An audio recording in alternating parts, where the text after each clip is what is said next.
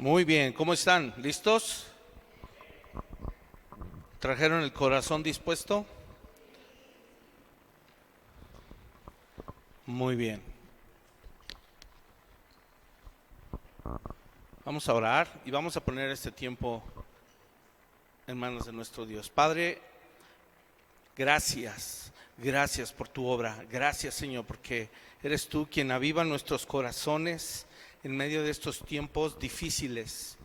Señor, es tu palabra la cual nos fortalece, la que nos hace permanecer firmes y fieles. Señor, vivir a la altura de ese llamamiento que nos has hecho, el cual es supremo, el cual es digno, el cual es santo. Señor, que podamos perseverar, no por nuestra capacidad humana, sino por tu gracia, por tu poder, porque tu Espíritu Santo vive y mora en nosotros. Señor, nos has revelado tus verdades y queremos seguir permaneciendo en ellas, persistiendo en ellas, Señor. Ayúdanos a no olvidar, Padre, la doctrina que tú estableciste desde la época apostólica, cuando fundaste tu iglesia. Ayúdanos el día de hoy a poder ser entendidos de estos tiempos y asumir nuestra responsabilidad como hijos tuyos, ir a más compromisos.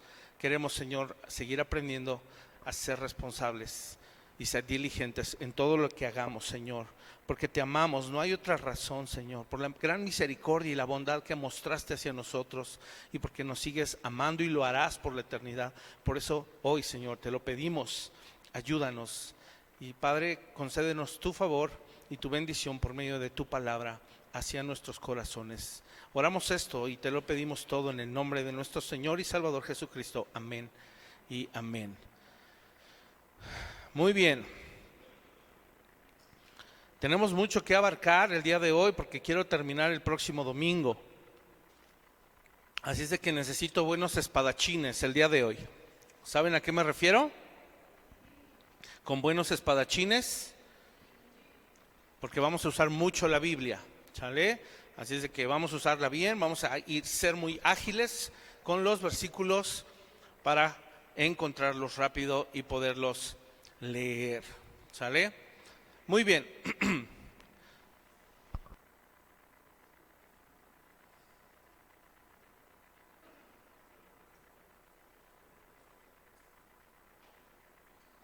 Muy bien, vamos a hacer un breve resumen, porque platicando con mi esposa y mis hijos me decían que de repente parecía que como que no había puntos. Me disculpo, queremos tenerlo muy claro y queremos transmitírselos de manera muy clara. Así es de que, si ustedes recuerdan, desde la primera prédica estuvimos hablando acerca de actitudes que minan la responsabilidad.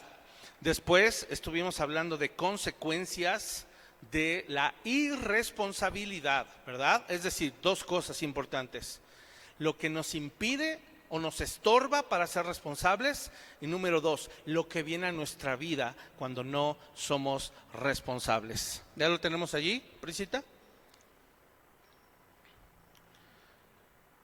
Listo. Fíjense muy bien, lo puse así para que vieran que sí había ahí algunos puntos, y creo que en la primera parte lo pudimos entender muy bien. Vamos rápidamente, ni siquiera voy a hablar de ellas porque ya hablé, solo las vamos a mencionar. Esta es la parte 4 de creyente responsable, creyente saludable, y dice allí actitudes que minan la responsabilidad, ¿cierto? ¿Cuál es la primera? ¿Sí están aquí? Evasión. Tómenle foto, si les apure que va a cambiar, tómenle foto. Ya lo anotaron si fueron diligentes. Evasión, número 1. Número 2, viene culpabilidad también a nuestra vida. Número 3, le echamos la culpa a otros. Como no la podemos soportar, nos victimizamos y decimos que otro es el culpable. Luego nos da miedo también, nos da temor asumir esas responsabilidades por múltiples razones. Pensamos que tal vez no lo vamos a poder lograr, que somos incapaces, qué sé yo, traumas de la niñez incluso, y nos da miedo hacerlo. Y por último, la pereza, ¿verdad? Es un pecado terrible. Estas 5 cosas Obviamente hay más, pero creo que son las más trascendentes que van a minar y van a estorbar que seamos responsables. Ahora, después vimos las consecuencias. ¿Qué viene cuando no asumimos responsabilidades? Que las dejamos. ¿Sabes? Nadie va a recoger esas responsabilidades. Dios te las encomendó a ti. Dilo conmigo, Dios me encomendó esas responsabilidades a mí. Di conmigo, a ver, ¿sí me pusieron atención? Entonces repitan. Algo más corto, algo más fácil. Yo soy el responsable. Dios me hizo responsable. Me voy a hacer responsable. ¿Ok? ¿Por qué? Porque si no van a venir consecuencias. Vamos a verlas. Consecuencias de la irresponsabilidad. Número 1, decíamos que viene destrucción. Quedamos prácticamente en ruina. 2, viene esclavitud, ¿verdad? Quedamos atrapados, inmadurez, quedamos estériles. Viene también letargo, tendremos adormecimiento, somnolencia espiritual y también improductividad. Seremos estériles. Ahora vamos a verlo más a detalle, esta en especial. Fíjense muy bien. Primero, vamos con la destrucción. ¿Qué sucede con la destrucción? Quedamos en ruina. ¿Qué más? En abandono, ¿verdad? Es como una fábrica. Hablábamos de una fábrica que se descompone y cuando no la reparan y no le dan mantenimiento, prácticamente queda en abandono total. Y a veces dejamos nuestra vida espiritual en abandono, no la cultivamos, ¿verdad? Y eso va a ocasionar que se deteriore. Deja un coche sin manejar 3 años, ¿qué le va a pasar? ¿Qué les pasa, Chucho? Julio, ¿qué le pasa a un coche que 3 años lo dejas ahí? Se echa a perder, se deteriora con el paso del tiempo. Es que no servía y lo iba a mandar a arreglar, pues ahora ya no le sirve nada. Y hay que cambiarle más, y hay que gastar más tiempo, más dinero y más esfuerzo. Ahora veamos qué pasa con la esclavitud. Con la esclavitud quedamos atrapados, ¿verdad? Hablábamos de las cadenas, los grilletes que no nos dejan mover, nos dejan inmóviles y eso provoca que nos desalentemos. Eso provoca que nos resignemos y que digamos, ¿ya para qué? Me voy a quedar ahí esclavo porque ya no tiene caso, ¿verdad? Dice la palabra que nosotros terminamos obedeciendo aquella cosa a la que decidimos someternos. Y si tú y yo decidimos someternos a la carne y al pecado, vamos a ser esclavos del pecado. Pero qué hermoso es Dios que cuando decidimos someternos a Él, lo hacemos por convicción y nos convertimos en esclavos por amor. ¿Te acuerdas? Esa es la gran diferencia. Luego, 3, inmadurez, seremos inexpertos, no vamos a tener la experiencia, ¿verdad? Vamos a ser como niños rezagados, niños sin discernimiento. Y aprendíamos que el discernimiento es la capacidad que Dios nos da de tener juicio, de poder determinar qué es lo bueno y qué es lo malo. Pero, ojo, no en base a nuestra opinión y no en base a lo que el mundo dice, lo que es bueno y lo que es malo. Porque estamos en estos días donde a lo bueno le llaman malo y a lo malo le llaman bueno. Este asunto de discernimiento tiene que ver con basar nuestra vida en la palabra de Dios y en su verdad absoluta. Eso es importante, porque en Cristo, en su palabra, tenemos verdades absolutas. Así es de que esto provoca la inmadurez. 4, letargo. Hablábamos de la somnolencia, ¿se acuerdan? Que va a haber adormecimiento espiritual. ¿Qué va a provocar eso? Que no haya juicio, que no haya enfoque. Hablábamos de sobriedad, ¿verdad? Como cuando alguien está bajo la influencia del alcohol, se nubla su juicio, no puede enfocar bien las cosas y además de eso no tiene ímpetu, no tiene vigor porque está adormilado. Son aquellos que se mueven lento, hasta para un chiste se ríen tarde, como la película esta, no me acuerdo, ¿cómo se llama esa película? Hay un perezoso que es secretaria o secretario, de una oficina pública y llega el zorrito. ¿Con quién llega? ¿Con un conejo, creo? Zootopia, esa es la película. ¿Saben algo? No soporto ver esa escena porque soy impaciente, no la aguanto, le adelanto. De verdad, no la soporto. Así, ya. Aunque da mucha risa, pero no la aguanto. Me paro al baño, voy por algo a comer. De por sí no veo la película mucho, pero la primera vez que la vi dije, uy, eso es letargo, estar adormilados. Y por último, improductividad. Sin fruto seremos espiritualmente pobres, nos haremos inútiles, ¿verdad? Como dice Romanos, a unas se hicieron inútiles, eso significa sin fruto, infructuosos, serán estériles. Son consecuencias terribles. Ahora, ya hablamos de todo lo malo. Dile al que tienes a un lado, a tu vecino, buenas noticias. Porque hoy vamos a aprender qué acciones tomar para ser responsables. ¿Quieren aprenderlo? Muy bien. Vamos a empezar. Y miren, después de haber anotado y de haberse puesto al corriente con los apuntes, quiero decirles algo. Antes de ver las acciones que debemos asumir para ser responsables, necesitamos comprender que la responsabilidad, hermanos, es individual y la responsabilidad es colectiva. La responsabilidad es individual y la responsabilidad es colectiva. Si no estás familiarizado con estos términos, significa que Dios nos da responsabilidades personales a cada individuo, a cada persona, pero también Dios nos da responsabilidades en grupo, responsabilidades colectivas, grupales. ¿Sí está claro eso? Te voy a poner un ejemplo.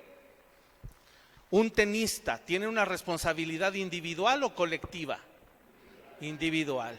Un equipo de básquetbol tienen una responsabilidad individual o colectiva. Ambas. Ahí ambas. Porque cada jugador juega en una posición y tiene que asumir su posición con responsabilidad y además jugar en equipo. Igual un equipo de fútbol. Si tú eres defensa, no te puedes poner de portero y agarrar la pelota con la mano en el área. ¿Qué te va a pasar? Vas a ocasionar que marquen un penalti, ¿verdad? Pero es que yo la quería agarrar porque me sentí portero. No, mi chavo, aquí no es lo que te sientas. Aquí es lo que te tocó ser. ¿Sí me explico? Entonces, hay responsabilidades como individuales y responsabilidades colectivas en grupo. Pero además, hay otras dos clases de responsabilidades. Hay responsabilidades implícitas. Escucha esto lo aprendí en mi curso de ICI. Hay responsabilidades implícitas y hay responsabilidades delegadas. Ahora vamos rápidamente a explicar qué es una responsabilidad implícita y qué es una responsabilidad delegada. Resulta que cuando nosotros nos convertimos en hijos de Dios, eso conlleva en automático que caigan sobre nosotros responsabilidades que necesitamos realizar porque ya van con el título de ser hijo. Ya están implícitas, forman parte del cristianismo. Te voy a poner un ejemplo. Cuando alguien nace de nuevo y confiesa a Cristo como su Señor y su Salvador, a ese creyente no necesitan darle la orden de que lea, memorice, estudie, medite y aplique la palabra de Dios. Porque es una responsabilidad que ya va implícita cuando decimos lo obvio. No, es que yo no leo la palabra porque el pastor no me ha ordenado que la lea. Eso no funciona así. ¿Sí se dan cuenta? Hay responsabilidades que ya van dentro del paquete. Otra responsabilidad implícita, orar, por ejemplo. No, es que a mí nadie me ha enseñado a orar. Bueno, ¿quién te enseñó a hablar? Tú aprendiste solo por oír, por replicar. Y que papá y mamá ya estaban, mamá. Y el bebé, va. No, mamá. Ahí estaba. Y aprendió el bebé solito. Primer palabra que un bebé aprende casi siempre, coca. ¿Ah? Antes que mamá y papá. Tete. Bibish. Me acuerdo, ¿verdad? Y así, cuando le preguntabas a mi hijo Samuel, ¿cómo estás? Papu. Papu significa guapo, así decía él, ¿verdad? Estoy papu. Y así iban aprendiendo hasta que ya después pudo articular bien su palabra y decir guapo, ¿verdad? Hoy si le preguntas no te va a decir que está guapo, aunque está guapo mi hijo, ¿verdad? Bueno, lo vemos con ojos de amor, pero para mí está guapo, ya, sigamos. Entonces, ahora aquí la confusión a veces puede venir, cuando mezclamos las responsabilidades. Te voy a poner un ejemplo. Dijimos que hay responsabilidad individual y colectiva, y además hay responsabilidad implícita y delegada, ¿cierto? Ahora vamos a mezclarlas, ¿sale? Vamos a hablar de la responsabilidad individual implícita. ¿Sí está claro esto? La responsabilidad individual implícita. Voy a dar algunos ejemplos, ya los dije, pero los voy a repetir. Algo que es personal, es individual, pero que ya está implícito. Estudiar la palabra, orar. También la Biblia habla, por ejemplo, busqué varios ejemplos en la Biblia, pero son temas de los que estamos aprendiendo. Otra responsabilidad individual que va dentro del paquete de ser cristiano, reprender al hermano que peca. Eso no necesitas la orden del pastor, eso está implícito y lo vas aprendiendo conforme maduras, pero no necesitas la orden del pastor, está implícito. ¿Sí queda claro? Otra, congregarse como miembro de una iglesia local, eso está implícito, no recibes la orden, es parte de. Otra, sujetarse al pastor y las autoridades espirituales, eso va implícito, ¿verdad? Así como los hijos aprenden que papá es la autoridad y la mamá es la autoridad en casa y aprenden la obediencia, así uno va creciendo en la iglesia y uno va aprendiendo que es implícita la sujeción. Otra, la santificación. La santificación personal es nuestra responsabilidad y va implícita. No, pero es que yo no me he santificado porque igual mi hermano no me ha dicho que me santifique, o el pastor no ha dicho que nos santifiquemos. No, va implícito. Otra, evangelismo. Es individual y es implícito. Todo creyente debería evangelizar. Todo creyente. Lo deberíamos hacer de forma natural. Ahora vamos a cambiar esto y vamos a explicar responsabilidad individual, pero ahora delegado. ¿Cuál es la diferencia? ¿Ok? Te voy a poner un ejemplo. Gael, ven rápido. Córrele para acá arriba. Ya hablamos que una responsabilidad individual de Gael, que es implícita, es que él estudie la palabra. Gael, ¿tú tienes el hábito de hacer tu devocional y estudiar la palabra? Sí. Sí. ¿Quién te lo mandó? Mis papás. Ok, entonces lo haces porque tus papás te lo piden. Sí. Ok, pero ahora que estás aprendiendo, ¿necesitas que te lo digan? No, ¿Por qué? porque ya sé que lo tengo que hacer. Porque es implícito, ¿cierto? Ahora, ¿qué diferencia habría y cómo diferenciamos una responsabilidad implícita a una responsabilidad delegada? La implícita es que él debe estudiar la palabra. La delegada es que yo le dijera, Gael, quiero que vayas y le des un estudio a los jóvenes el próximo viernes. Sí. Sí, esa es la actitud. ¿Quién le delegó esa responsabilidad? Yo. ¿Él puede asumir esa responsabilidad por sí solo? No. Por eso hay dos tipos de responsabilidades y en la iglesia debe haber ese orden. Él estudia la palabra, pero él necesita que yo le delegue una responsabilidad. Gael, quiero que me ayudes el próximo domingo a darle clase a los niños. ¿Puedes? Sí. Gracias. Y también que recojas todo el equipo de sonido al final de la reunión. Sí. Y todas las sillas también. Sí. Ok. No, es broma, es broma. Den un aplauso por la disposición. Ok. Ahora, imagínate que yo le delego todo eso y resulta que al final de la reunión él se va, no recoge el audio y no recoge las sillas. ¿Qué va a pasar? Va a haber problemas. ¿Quién le va a llamar a Gael? yo le voy a llamar. Oye, hijo, ¿qué pasó? Te encargué las bocinas, las sillas y me las dejaste ahí botadas, ¿verdad? Ahora, ¿qué pasa cuando hay hermanos que de forma natural nos ayudan a recoger sillas? ¿Eso en qué categoría entra? En una responsabilidad implícita, porque algo que es implícito del creyente es que sirve. ¿Sí me explico? Y vio la necesidad, dijo, pues no me quita nada, ¿no? Recoge una sillita, ¿ok? Pero imagínate que llegue el hermano al otro domingo y que ese hermano dice, ok, nadie me lo ha pedido, pero voy a llegar, el otro domingo voy a llegar temprano y voy a poner sillas. Imagínate que ese hermano llega con buena actitud al otro domingo, nadie se lo pidió. ¿A cuántos les ha pasado eso? Que Dios pone en su corazón hacer algo especial, asumir una responsabilidad y hacer algo sin que se los pidan, ¿cierto o no? A todos nos ha pasado, porque es nuestro deseo servir al Señor y eso está bien, eso es algo bueno.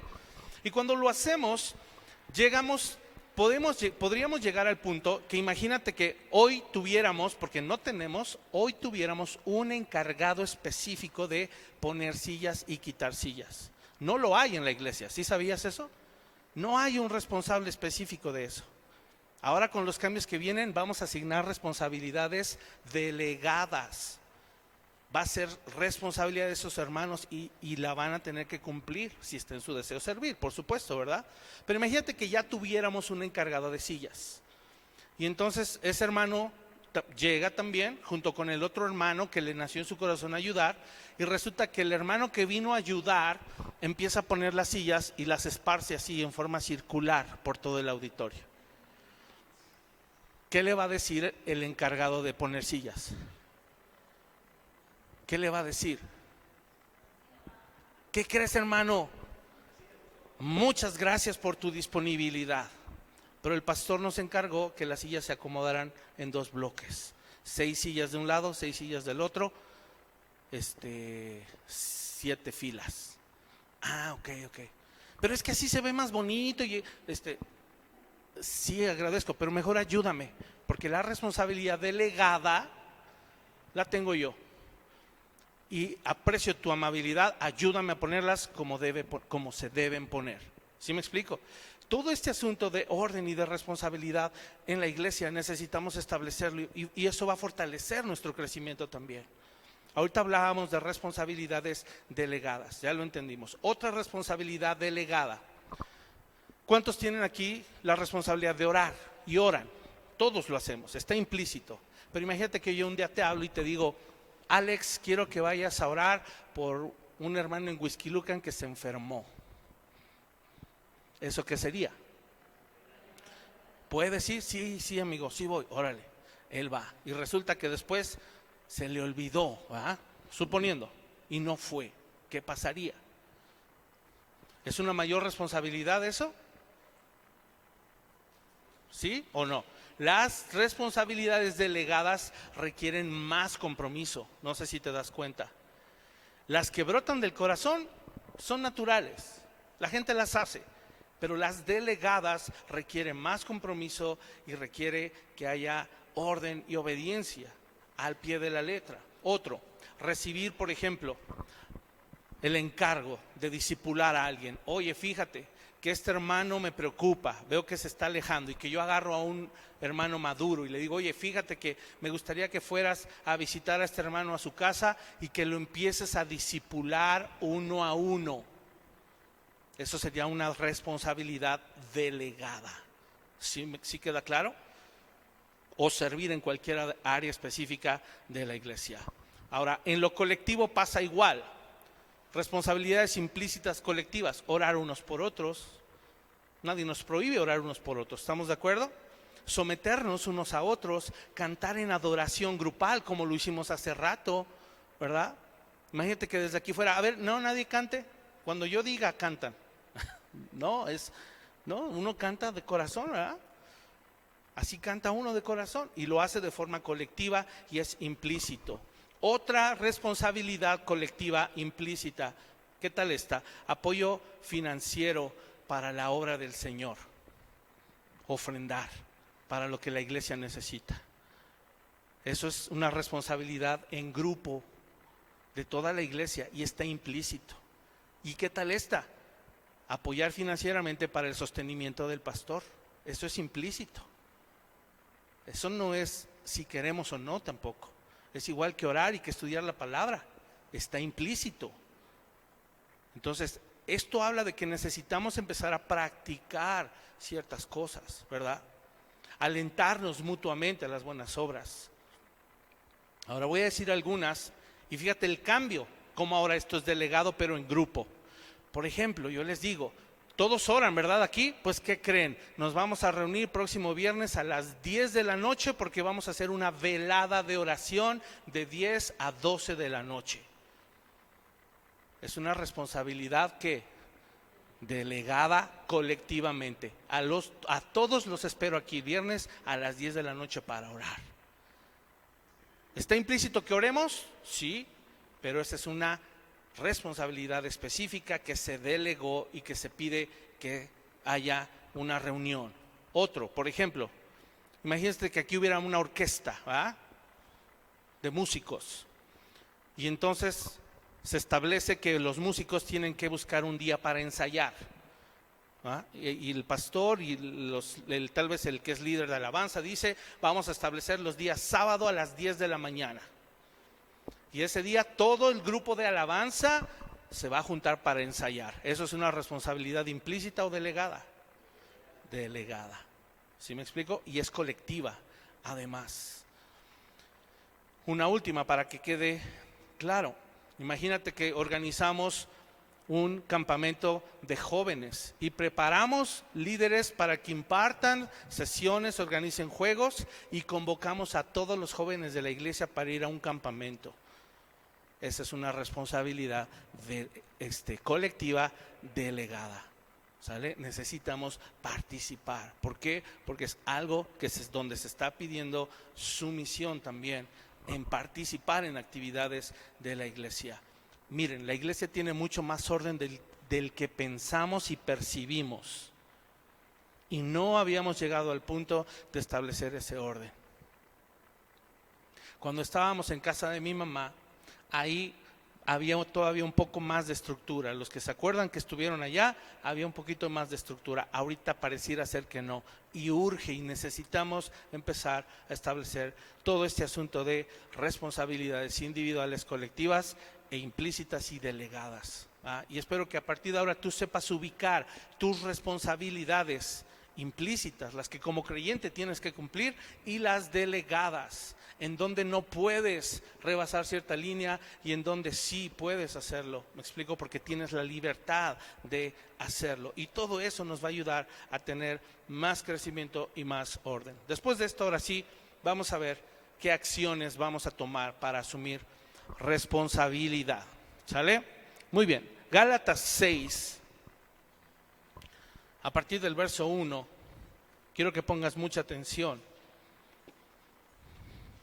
Gálatas 6, a partir del verso 1, dice: hermanos, si alguno fuere sorprendido en alguna falta. Fíjate, ¿qué está sucediendo aquí? Está hablando de, haciendo la suposición de que haya un hermano que cometa una falta, cualquiera que sea. Se está hablando de un individuo, ¿verdad? Alguien que no asumió su responsabilidad individual. Si alguno fuere sorprendido en una falta, mira a quién le habla. Le habla a un colectivo. Dice: vosotros, o sea, ustedes que son espirituales, restáurenle ¿cómo?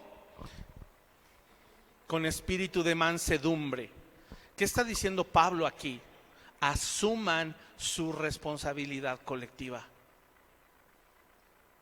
No sé si te das cuenta. Pablo está diciendo: si ven que alguien comete una falta o peca, ¿quién debe ir y echar montón en el buen sentido? ¿Quiénes? ¿Por qué no dicen nosotros? Ustedes, ellos, ustedes, incluido yo. ¿Qué pasa cuando hay alguna falta? Casi siempre, ¿quién toma cartas en el asunto? El pastor. ¿Y los demás qué? Viendo. ¿Por qué? Mi pregunta es, ¿no es tu iglesia? ¿No amas tu iglesia? Y entonces, ¿por qué no asumes tu responsabilidad colectiva? Porque hay una clave, hay una palabra clave aquí. Escucha esto que voy a decir. Hay una palabra clave. Ustedes que son, ahí está el problema.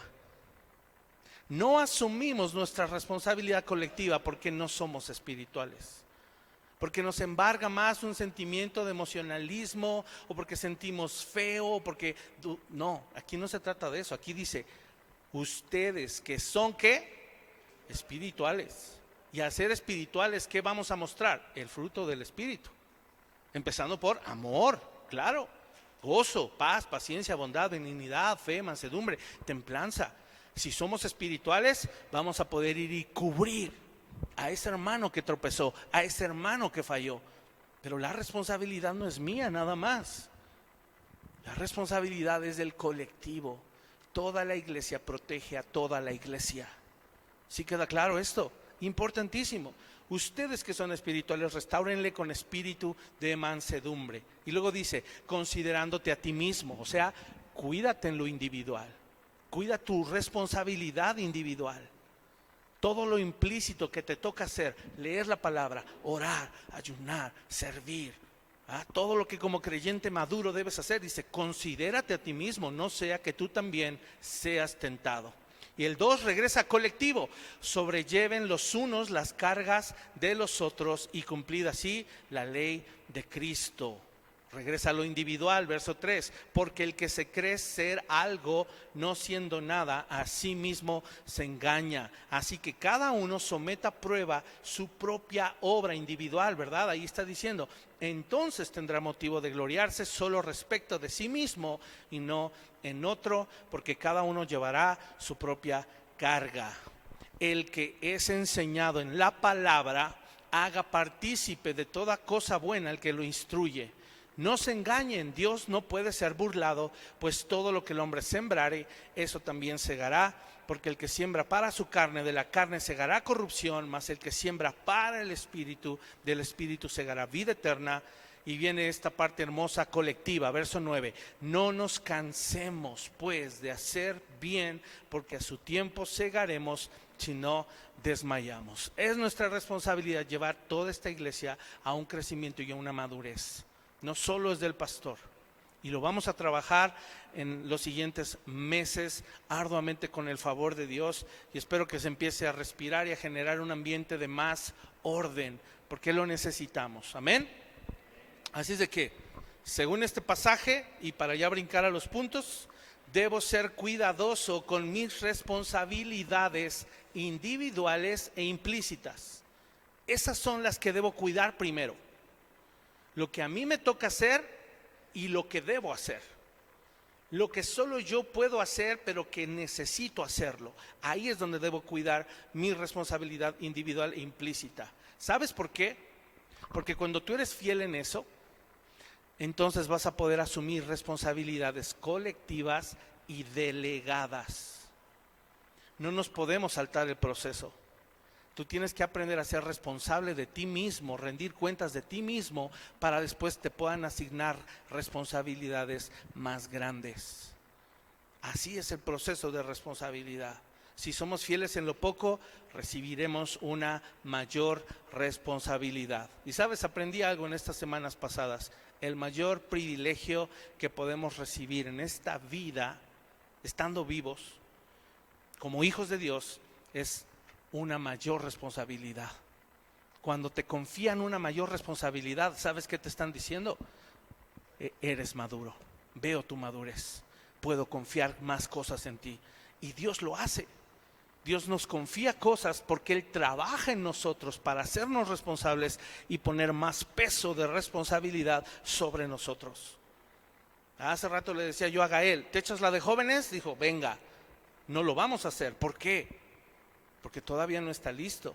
¿Queremos que un día esté listo? Sí. ¿Quieres estar listo, Gael? Eso, así debe ser.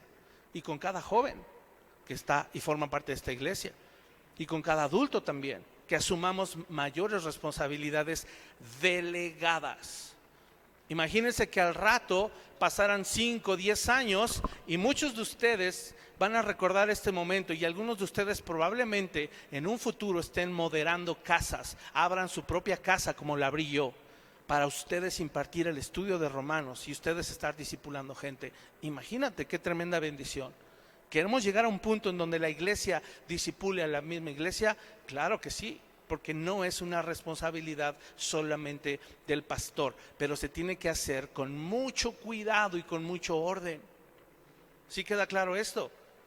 Ustedes recuerdan, hace algunos años teníamos casas de estudio y las cerramos. ¿Por qué fue, Pris? Dilo. ¿Había falta de compromiso? ¿Qué más? No se hacía lo que se tenía que hacer, no se enseñaba lo que se tenía que enseñar, y empezaron ahí gente a dar su opinión y a decir cosas raras. ¿Por qué? Por falta de crecimiento, responsabilidad y madurez. ¿Sale? Así es de que vamos a empezar. Número 1, ¿cómo asumo responsabilidades? Primera acción, edificar nuestra vida en la roca. Eso es lo primero que debemos hacer. Si tú quieres asumir verdadera responsabilidad, necesitas edificar tu vida en la roca. Ahí está. Fíjate muy bien. Lucas 6, 46. Vamos rapidísimo ahí. Lucas 6, 46. Dice así: ¿por qué me llamáis Señor, Señor, y no hacéis lo que yo digo? Todo aquel que viene a mí y oye mis palabras y las hace, os indicaré a quién es semejante. Semejante es al hombre que al edificar una casa cavó y ahondó y puso el fundamento sobre la roca. Y cuando vino una inundación, el río dio con ímpetu contra aquella casa, pero no la pudo mover porque estaba fundada sobre la roca. Mas el que oyó y no hizo, semejante es al hombre que edificó su casa sobre tierra sin fundamento, contra la cual el río dio con ímpetu y luego cayó, y fue grande la ruina de aquella casa. ¿Cómo podemos establecer a Cristo como nuestra roca? ¿Cómo establezco a Cristo como el fundamento de mi vida? Número 1, indispensable, y lo sabemos, y no importa si esto es repetitivo, estudia la palabra. Necesitas estudiar la palabra. ¿Qué nos dice segunda de Timoteo, capítulo 3, del 14 al 17? Sé que la mayoría se lo sabe. Fíjate cómo dice segunda de Timoteo 3.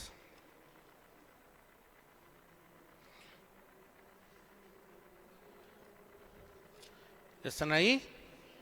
Segunda de Timoteo 3, verso 14. Pero persiste tú en lo que has aprendido y te persuadiste, sabiendo de quién has aprendido, y que desde la niñez has sabido las sagradas escrituras, las cuales te pueden hacer sabio para la salvación por la fe que es en Cristo Jesús. Toda la escritura es inspirada por Dios y útil para enseñar, para redarguir, para corregir, para instruir en justicia, a fin de que el hombre de Dios sea perfecto, enteramente preparado para toda buena obra. Ahí mismo, pero en el 2:15, segunda de Timoteo 2:15, fíjate que dice: procura con diligencia presentarte a Dios aprobado como obrero que no tiene de qué avergonzarse, que usa bien, ¿qué cosa? La palabra de verdad. Cuando estudiamos la palabra, ponemos a Cristo como fundamento, y su Espíritu nos puede revelar su carácter. Además, seremos llenos de pleno conocimiento de su gracia, solo a través de su palabra, hermanos. ¿Qué es el pleno conocimiento de su gracia? Conocer la obra completa de Cristo. A eso se refería Pablo cuando hablaba del pleno conocimiento de su gracia, la obra completa de Jesucristo. Y cuando nosotros estudiamos la palabra, ¿qué crees? Escuchamos la voz de Dios, y eso genera fe en nuestro corazón para obedecerle. ¿Cómo más edificamos nuestra vida sobre la roca? 2, oración incesante. Si te fijas, estoy hablando de responsabilidades implícitas o delegadas. implícitas. 2, oración incesante. Segunda de Corintios 5:17, se la saben, es uno de los versículos más pequeños de la Biblia. ¿Qué dice? Segunda de Tesalonicenses 5:17, ¿qué dice? Orad sin cesar. Orad sin cesar. No orad sin cesar. ¿Ah? Orad sin cesar. Eso dice segunda de Tesalonicenses 5:17. Y además, ¿qué dice Efesios 6:18? ¿Tú te acuerdas de ese capítulo? ¿Qué habla Efesios 6? Efesios 6, ¿de qué habla? Hermanos, engánchense, gracias Orlando, la armadura. Y al final de la armadura, ¿qué dice Pablo que debemos hacer? ¿Se acuerdan? Orando en todo tiempo, con toda oración y súplica en el Espíritu, y velando en ello con toda perseverancia y súplica por todos los santos. ¿Qué pasa cuando oramos incesantemente, hermanos? Así sometemos nuestra carne, así intercambiamos voluntades, así renunciamos a nuestra voluntad y aceptamos la voluntad de Dios. Cuando oramos, enfocamos nuestros ojos en Cristo y vamos a poder mantenernos en su senda, sin fluctuar, sin titubear, sin vacilar. Y cuando oramos, mantenemos, ¿qué crees? Nuestros sentimientos y nuestras emociones a raya. ¿Quieres controlar tu temperamento? Ora. Y que no se te vaya ni una, ora la palabra además. Por eso nos llenamos primero de su palabra, para poder después saber cómo orar como conviene. Así nuestros sentimientos y nuestras emociones, ni nuestra carne va a ser un estorbo para la toma de decisiones y para asumir responsabilidades. Y 3, esta es importantísima, necesitamos asumir un discipulado constante. Segunda de Timoteo 2:2 lo dice. ¿Cómo que un discipulado constante? ¿Sabes qué pasa con el discipulado constante? Gracias a un discipulado constante podemos empezar a imitar a Cristo. No queremos imitar al discipulador. Si yo los empiezo a discipular o los estoy discipulando, yo no quiero que me imiten a mí. Se usa una frase ahí, mal usada. Tenemos que clonarnos en ustedes. No es cierto, eso es tonto, es falso. Uno no se clona. Uno se crucifica. Uno toma su cruz y se muere. No se clona. Una tontería eso. Es gente ignorante que pretende ponerse en una posición que Cristo nunca le ha dado. Es importantísimo que tú y yo comprendamos esto. Y si no soy yo y algún hermano maduro crece en esta iglesia y te empieza a discipular, te doy un consejo de antemano: no pongas tus ojos en esa persona. No pongas tus ojos en esa persona.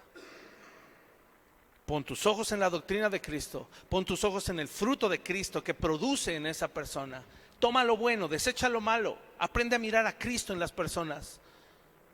No el carisma, no las aptitudes de las personas. Ten cuidado con eso, guarda tu corazón. Porque lo que estamos tratando de rescatar en medio de este mundo perverso es la obra de Cristo. Y Cristo tiene que salir a relucir. Lo cantábamos, Rey de Gloria. Te doy gloria. Sí, pero no vemos al Rey de Gloria, vemos al discipulador que es carnal y que cómo nos falla y que cómo es impuntual y que cómo no sé qué. ¿Por qué hacemos eso? Hay incluso hablando de responsabilidades implícitas, ¿verdad? Es parte de guardar nuestro corazón. Entonces, el discipulado constante te va a ayudar a que tú imites a Cristo, no que imites al discipulador. Te va a ayudar a que perseveres en ser como Cristo, no en ser como tu discipulador. En pensar como Cristo, actuar como Cristo. Porque es Cristo quien nos da la responsabilidad, que nos dice: toma tu cruz y sígueme. No es el discipulador. Deja tu trabajo y deja tu tiempo de familia y ven a escuchar mi enseñanza. Eso no es discipular. Recordemos que la demanda, quien la está haciendo es Cristo. Entonces, hagámoslo de esta manera. Dejemos de seguir al hombre y empecemos a seguir verdaderamente a Cristo, a donde sea que Él nos guíe, a donde sea que Él nos guíe. Y además, ¿sabes cuál es su plan respecto a esto del discipulado constante? ¿Qué dice 2 de Timoteo 2:2?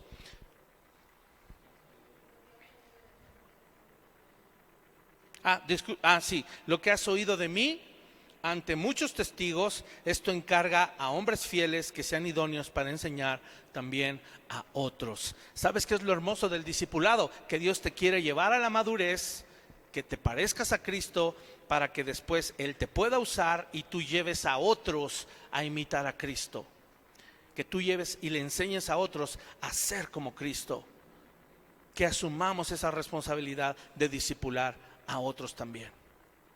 ¿Vale? Con estas tres cosas vamos a poder edificar nuestra vida en la roca, número 1. Número 2, tenemos que permanecer en la libertad. Punto número 2, permanecer en la libertad. Y para permanecer en la libertad también hay que hacer 3 cosas. Gálatas 5:1 dice: estad pues firmes en la libertad con que Cristo nos hizo libres y no estéis otra vez sujetos al yugo de esclavitud. Eso es permanecer en la libertad. ¿Y sabes cómo lo vamos a lograr? ¿Cómo permanezco en la libertad con que Cristo me hizo libre? Muy fácil: disciplina permanente. Dile a tu hermano: disciplina permanente. ¿Qué significa un plumón permanente? Gracias a Dios sabemos que sí se borra, porque si no muchos de nosotros tendríamos bigotes en la cara. ¿Cuántos no jugaron pesadamente, que no es correcto, a pintarle la cara a alguien dormido con un plumón permanente?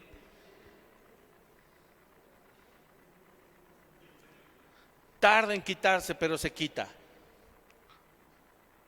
Pero aquí hablamos de disciplina permanente.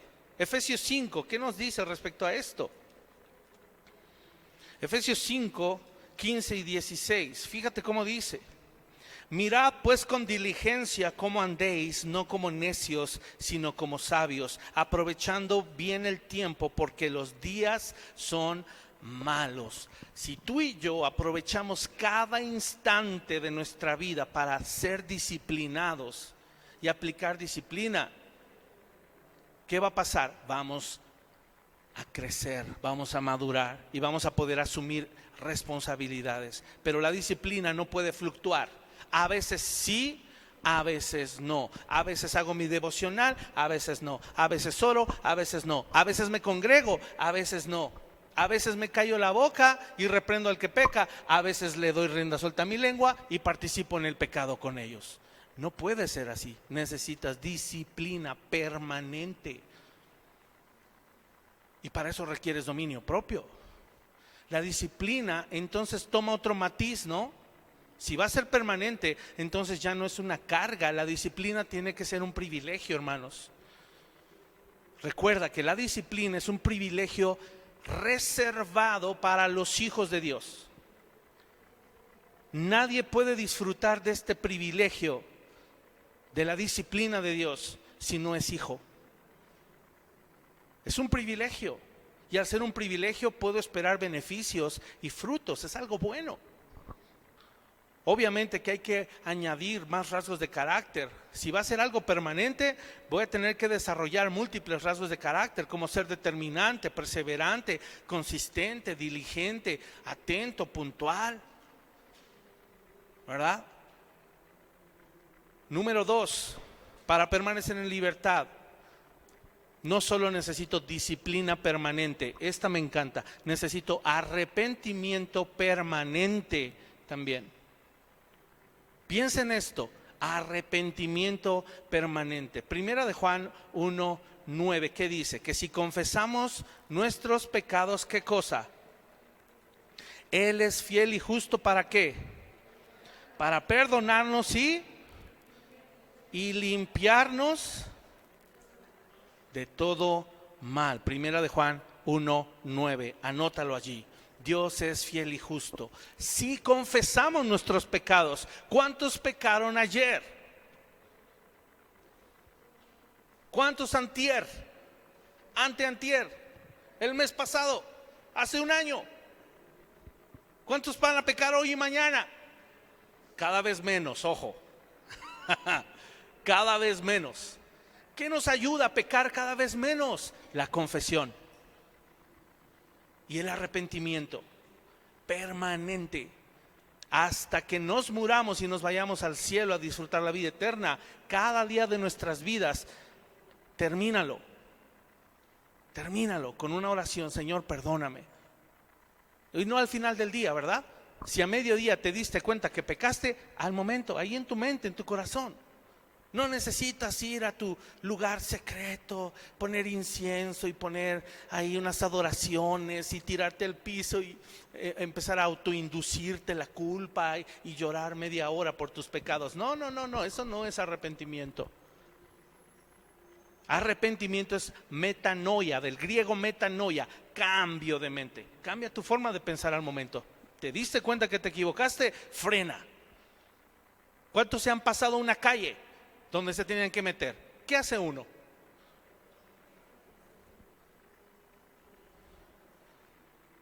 Te va a tomar más tiempo, ¿verdad?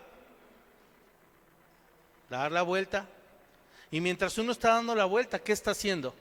Reorientando, reenfocando su mente, analizando y teniendo en su mente el por qué se pasó la calle, el por qué. Y miren, a mí apenas me acaba de pasar.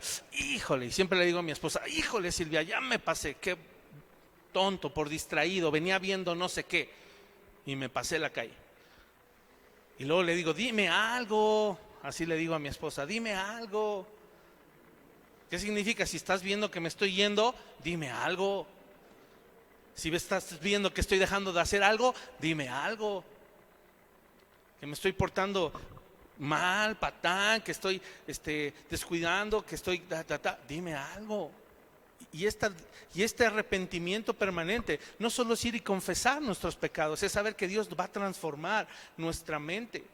Santiago 5:16 lo dice. Vamos a ver qué dice Santiago.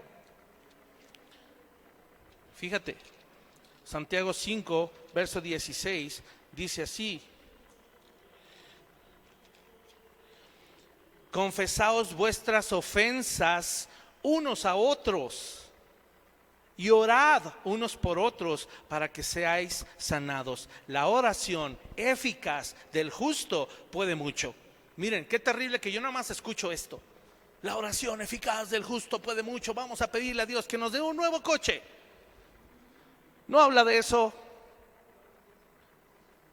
Habla de aquellos que decidieron permanecer en arrepentimiento, luchar por la justicia, y cuando se hieren con otros hermanos, tienen el valor de ir, dar la cara y reconocer sus errores, pedir perdón, confesar que ofendieron al otro y pedir: ora por mí, perdóname. Y que se abracen y lloren juntos. Y entonces dice: y sean sanados. Arrepentimiento permanente. Metí la pata, frena, regrésate, corrige el camino. Y si tienes que dar vuelta a 10 manzanas, eso es restituir. Lo que cueste el tiempo, el trabajo que te cueste restituir a quien heriste, a quien ofendiste, a quien le fallaste, las cosas que estropeaste, el tiempo que te tome, hazlo. Eso es arrepentimiento permanente, que tu mente va cambiando. Y lo dice aquí. ¿Qué produce entonces el arrepentimiento? Si nosotros lo hacemos, va a producir sanidad, va a producir limpieza. Y eso es indispensable para permanecer en la libertad con que Cristo nos hizo libres. Tercer punto de este punto 2. Vamos a necesitar no solo disciplina permanente, no solo arrepentimiento permanente, sino renovación permanente.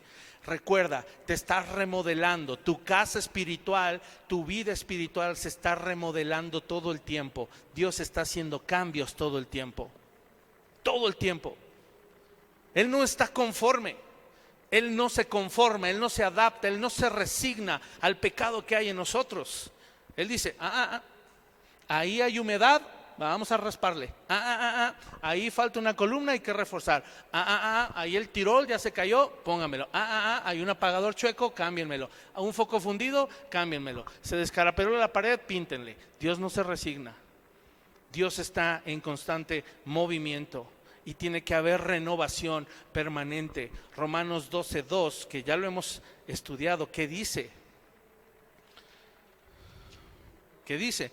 No os conforméis a este siglo, sino transformaos por medio de la renovación de vuestro entendimiento, para que comprueben cuál sea la buena voluntad de Dios, agradable y perfecta. Y también Efesios 4:20, vamos a ver rápido Efesios 4:20, que habla de la renovación permanente.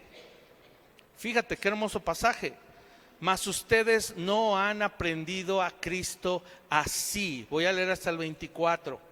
Si en verdad, fíjate, si en verdad le habéis oído y habéis sido por él enseñados conforme a la verdad que está en Jesús, en cuanto a la pasada manera de vivir, despojaos del viejo hombre que está viciado conforme a los deseos engañosos. Verso 23 está la clave. Y renovaos en el espíritu de vuestra mente y vestíos del nuevo hombre creado según Dios en la justicia y santidad de la verdad. Estas tres cosas permanentes, disciplina, arrepentimiento y renovación permanente, lo necesitamos para permanecer libres. Número 3, me estoy apurando porque tengo que acabar. Número 3, avanzar hacia la madurez, hermanos. El punto 3, para asumir responsabilidades, avanzar hacia la madurez. Hebreos 5, versos 13 y 14 dice: y todo aquel que participa de la leche es inexperto en la palabra de justicia, porque es niño. Pero el alimento sólido es para los que han alcanzado madurez, para los que por el uso, escucha, tienen los sentidos bien ejercitados en el discernimiento del bien y del mal. ¿Qué es aquello que se tiene que usar constantemente y en lo que nos debemos ejercitar para avanzar a la madurez y discernir entre el bien y el mal? Lo dice al principio, la palabra de justicia. Así empezó. El que participa de la leche es un bebé, porque es inexperto en la palabra de justicia. En la palabra de justicia. Ojo allí. ¿Queremos avanzar hacia la madurez? ¿Qué tenemos que hacer? Ya vimos los puntos anteriores, pero estos son sencillos. Lo primero es que el sentido de avanzar, hermanos, siempre va a haber renuencia. Siempre va a haber resistencia al cambio. Siempre. Siempre que el Señor viene y alinea cosas en nuestra vida, nos vamos a resistir. ¿Por qué? Porque años, décadas tal vez, hemos venido haciendo así. Y cuando nos cambian la jugada, y cuando el Señor nos dice, ya no se va a hacer así, se debe hacer así para que te evites problemas, decimos, no. Eso no me suena muy bíblico. No, eso, no. Tengo que ir a ver si el pastor MacArthur piensa igual. A ver si Sujel Michelén le encuentra una prédica que avale eso que dijeron allá en Vineyard. Lo dice la palabra. Si lo dice la palabra, ¿qué crees? Hay que hacerlo. No lo digo yo. Y ahí, para avanzar a la madurez necesito, número 1, aceptación del proceso. Acepta el proceso. Hay que aceptarlo. Santiago 1, en tu casa ya lo lees completo, pero prácticamente casi todo el capítulo, voy a leer solo algunos versículos de Santiago. Pero quiero que veas cómo a partir del verso 2 de Santiago 1, fíjate qué tremendo el pasaje. Dice: hermanos míos, tengan por sumo gozo cuando se hallen en diversas pruebas. Cuando hay gozo en nuestro corazón, quiere decir que estoy asumiendo, quiere decir que estoy aceptando el proceso, quiere decir que no me voy a retorcer como lombriz cuando me echan sal. ¿Sí me explico? No seamos cristianos lombriz. No seamos cristianos lombriz. La palabra de Dios cala así hasta lo más profundo. Mira quién te lo dice. Gracias a Dios estoy aquí después de muchas retorcidas de sal. muchas. Y todavía de repente el Señor dice, ahí te va tantita salecita. ¿Cómo cala la carne? Les quema, a las pobres lombrices les quema su pielecita. Por eso se retuercen. Y la palabra es como la sal sobre una lombriz. Es de verdad terrible, cala, pero es amor. Es amor. Es parte del proceso. Dice, pero ¿qué hay que encontrar allí? No es fácil hallar gozo. Porque al principio según Hebreos 12 dice, va a haber tristeza, va a haber dolor, va a haber renuencia. ¿A quién le gusta que le raspen una costra? Duele, duele. Y más si está infectado. Tengan por sumo gozo cuando se hallen en diversas pruebas, sabiendo que la prueba de vuestra fe produce paciencia. Mas tenga la paciencia su obra completa, para que sean perfectos y cabales, sin que les falte cosa alguna. Y luego ahí el Señor dice, si no sabes cómo, pídeme sabiduría, yo te voy a enseñar cómo. Sé que a veces somos renuentes, porque no nos queremos equivocar, yo lo entiendo. Pero si la palabra de Dios ya lo dijo, no va a venir el arcángel Gabriel con un sello postal, ¿verdad? Firmado por Dios. Sí, hazlo, ya está. Ese sello postal ya está, aquí está. Necesitamos pedirle al Señor valentía para aceptar el proceso. Número 2, necesitamos ser determinantes para el proceso, o sea, determinación para el proceso también. Determinación. ¿Dónde encontramos la determinación? Hebreos 12. ¿Quién fue determinado ahí? Cristo fue determinado. Me encanta ese pasaje, por eso lo escogimos para que estuviera pegado en nuestra iglesia. Dice que, ¿qué hizo el Jesús? ¿Qué hizo el Señor Jesús? ¿Qué tuvo que hacer Él? Dice que nosotros no hemos resistido hasta la sangre combatiendo contra el pecado. Jesús sí, Él sí sufrió una tal contradicción de pecadores contra sí mismo. Dice, y eso nos debe motivar. Cristo sufrió, tú también debes ser partícipe de sus sufrimientos. Sé determinante en ese proceso. Y versos 7 y 8 son los claves. Que dice, si soportas la disciplina, Dios te trata como a hijo. Porque ¿qué hijo es aquel a quien el padre no disciplina? Pero si se deja sin disciplina, de la cual todos han sido participantes, entonces son bastardos y no hijos. Ahí necesitas ser determinante como hijo. Mantente firme. Si quieres ser maduro, aguanta la sal, aguántala, sopórtala, sufre, sí, duele. Y para eso nos tenemos, para soportarnos unos a otros. No, es que ya no estoy pudiendo. Aguanta, porque tenemos su espíritu, no es en nuestras fuerzas, tenemos su espíritu. Y no solo aceptación ni determinación, sino perseverancia durante el proceso también. ¿Qué es perseverancia? Hebreos 12:1 dice que ¿qué? Por tanto, nosotros también teniendo en derredor nuestra tan grande nube de testigos, despojémonos de todo peso y del pecado que nos asedia y corramos con paciencia, perseverancia es esa palabra, la carrera que tenemos por delante, puestos los ojos en Jesús. Perseverancia durante el proceso, amados. Sí podemos perseverar. Yo perseveré para acabar y no acabé. Ya pasó una hora. ¿Me aguantan otra? No, ¿cómo creen? Ya vámonos a comer. Próxima semana vamos a hablar de las últimas dos, que son mantener despierta la devoción y trabajar en lo realmente valioso. Lo vamos a aprender con el favor de Dios y espero que se me resuma y que pueda yo terminar también lo que tenía planeado dentro de 8 días. Hermanos, al menos en estos 3, ¿que cuáles fueron? ¿Nos los regresas, Pris? Al menos en estos 3, edifica tu vida en la roca que es Cristo, estudia su palabra, ora incesantemente, discipúlate por favor constantemente. Número 2, quedamos, permanece en la libertad. ¿Qué vamos a necesitar para permanecer en la libertad? 3 cosas: disciplina, arrepentimiento y renovación permanente. Eso no se va a acabar nunca en nuestra vida.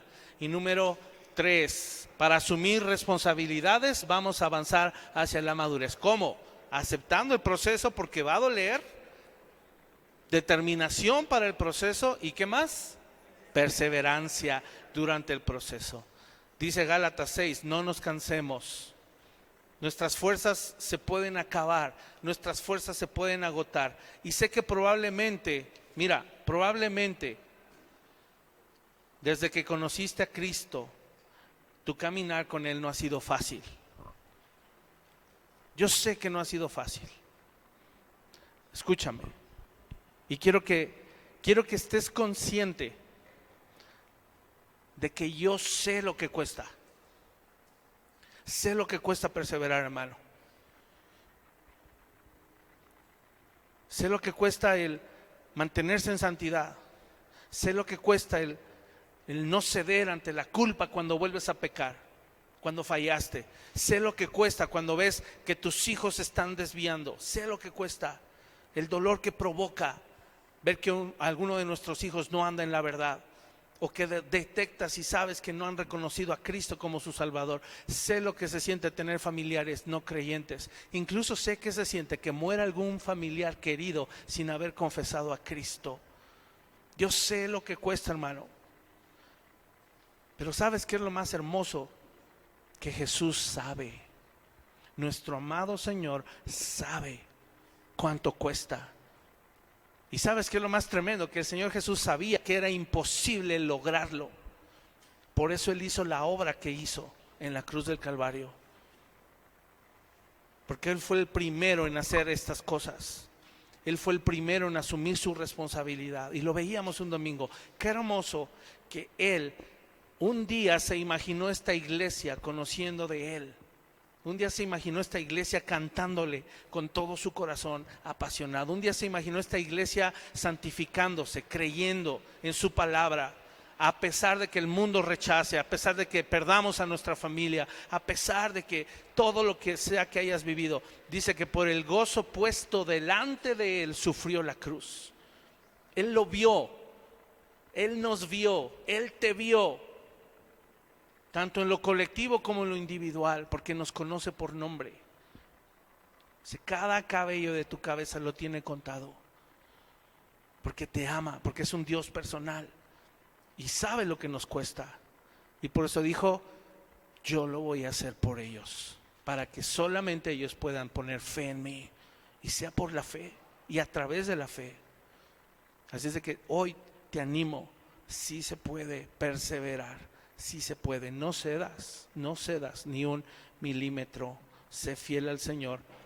Y aquellos que sean fieles, dice, tiene reservados para ellos la corona de vida, galardones, vida eterna y lo mejor, el premio mayor, su presencia, que le veremos cara a cara.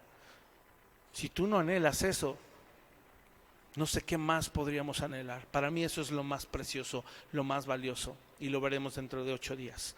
Vamos a orar, cierra tus ojos y vamos a pedirle al Señor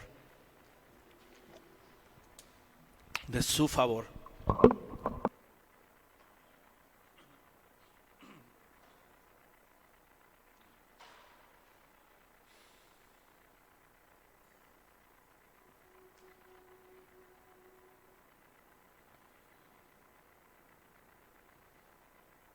Señor, queremos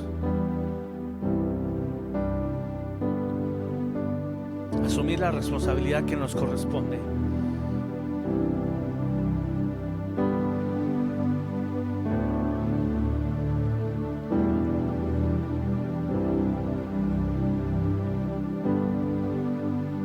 Queremos asumir, Señor, la responsabilidad que has puesto en nuestras manos. Ayúdanos a confiar en ti, Señor. Que nos podamos sacudir todas las dudas, que nos podamos sacudir toda la renuencia que sentimos. Señor, perdónanos, ayúdanos a vivir en constante arrepentimiento, con disciplina permanente, sabiendo que lo que produce es un fruto apacible de justicia a los que han sido ejercitados en ella. Señor, a través de esa disciplina permanente, nos afirmas como hijos tuyos. Nos haces saber el gran privilegio que tenemos cuando somos reprendidos por ti. Incluso cuando recibimos algún azote, cuando tu palabra la sentimos realmente fuerte, dura a nuestro corazón, eso nos provoca tristeza, Señor. Nos provoca dolor, sufrimiento, porque nuestra carne está muriendo, Señor, pero después produce un fruto tan apacible,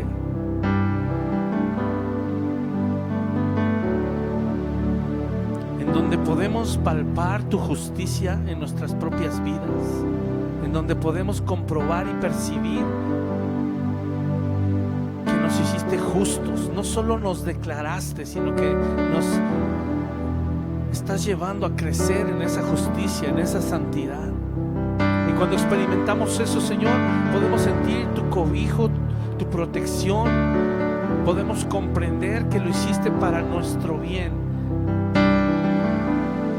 y que aquellos que te amamos, Señor, todas las cosas obran a nuestro favor, aunque duelan.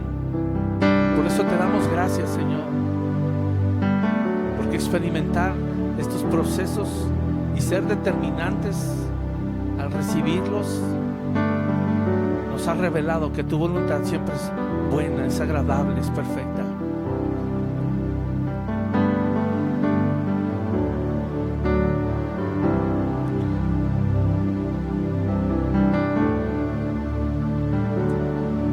Órale al Señor con tus propias palabras, y aquello que te haya hablado hoy y en lo que te haya confrontado, ríndeselo hoy al Señor. Podríamos empezar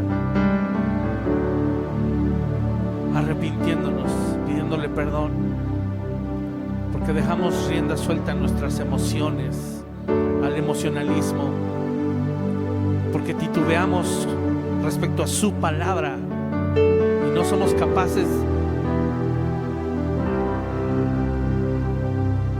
de creerla y obedecerla, sabiendo que va a producir un fruto en nuestra vida, sabiendo que Él es fiel, que Él no falla. Señor, ayúdanos, te lo pedimos. Mientras cantamos, si tú quieres orar y pedirle al Señor que te ayude a asumir mayor responsabilidad, hazlo. O si quieres hacerlo a través de este canto, también hazlo.